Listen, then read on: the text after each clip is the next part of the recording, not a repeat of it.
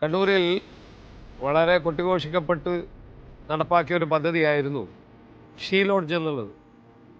രാത്രികാലങ്ങളിൽ കണ്ണൂർ പട്ടണത്തെത്തുന്ന സ്ത്രീകൾക്ക് സുരക്ഷിതമായി താമസിക്കേണ്ട ആ പദ്ധതി നടപ്പാക്കി എന്ന് പറയുകയും ഉദ്ഘാടനം ചെയ്യപ്പെടുകയും ചെയ്തിട്ടും ഇന്നും പ്രാവർത്തികമാക്കാൻ സാധിച്ചിട്ടില്ല. ഷീ ലോഡ്ജിന് തിരഞ്ഞെടുത്ത സ്ഥലം തന്നെ തികച്ചും വൃത്തികെട്ട ഒരു സാഹചര്യത്തിലുള്ളതാണ്. ബീവറേജസ് ഔട്ട്ലെറ്റിൻ്റെ മുന്നിൽ ഏത് അർദ്ധരാത്രിയിലാണ്, ഏത് രാത്രിയിലാണ് സ്ത്രീകൾ സ്വതന്ത്രമായി അവിടെ നടന്നുപോയി അവിടെ താമസിക്കുക?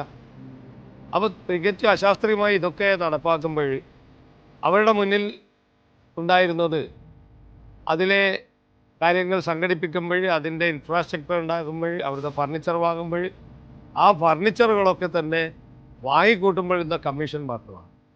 ഏകദേശം ഞാൻ മനസ്സിലാക്കിയ ലക്ഷക്കണക്കിന് രൂപയുടെ ഫർണിച്ചറുകൾ ഷീ ലോഡ്ജിൻ്റെ മുന്നിൽ ഉപേക്ഷിക്കപ്പെട്ട നിലയിൽ. അപ്പോൾ ഇതൊക്കെ തന്നെ മാറ്റിയെടുക്കാൻ, ഇതൊക്കെ പൊതു ഖജനാവിൽ നിന്നുള്ള ഫണ്ടല്ലേ? ഈ പൊതു ഖജനാവിൽ നിങ്ങളും ഞാനും കൊടുക്കുന്ന നികുതി പണത്തിൽ നിന്ന് വാങ്ങിക്കൂട്ടുന്ന ഫണ്ടുകളിൽ നിന്നുണ്ടാക്കുന്ന കാര്യങ്ങൾ തികച്ചും അശാസ്ത്രീയമായി ഉപയോഗിക്കപ്പെട്ടതിൻ്റെ പേരിലാണ് ഇത്തരത്തിലുള്ള ഷീ ലോഡ്ജുകളെ പോലെയുള്ള കണ്ണൂരിലെ പ്രോജക്റ്റുകൾ അവതാളത്തിലായത്. നല്ല ഉദ്ദേശത്തോടു കൂടിയാണ് തുടങ്ങിയെങ്കിലും ഇന്ന് ഷീ ലോഡ്ജ് വൃഥാവസ്ഥയിലാണ് എന്നാണ് എനിക്ക് പറയാനുള്ളത്. അപ്പോൾ നമുക്കിതൊക്കെ മാറേണ്ടേ?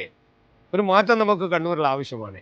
ആ കണ്ണൂരിൽ ഉണ്ടാകുന്ന മാറ്റം അതുണ്ടാകേണ്ടത് ഇരട്ട എഞ്ചിൻ സർക്കാർ, കേന്ദ്രത്തിൽ ഭരിക്കുന്ന നരേന്ദ്രമോദിയും കേരളം ഭരിക്കുന്ന NDA മുന്നണിയുമായി കഴിഞ്ഞാൽ കണ്ണൂരിൽ നിന്നൊരു MLA കൂടെ നമുക്ക് നൽകിയാൽ നമുക്ക് കണ്ണൂരിൽ പുതിയ മാറ്റങ്ങൾ ഉണ്ടാക്കാൻ സാധിക്കും. ഇതാണ് എനിക്കിതിനെക്കുറിച്ച് പറയാനുള്ളത്. നിങ്ങൾ എനിക്ക് വോട്ട് ചെയ്യുക, വിജയിപ്പിക്കുക.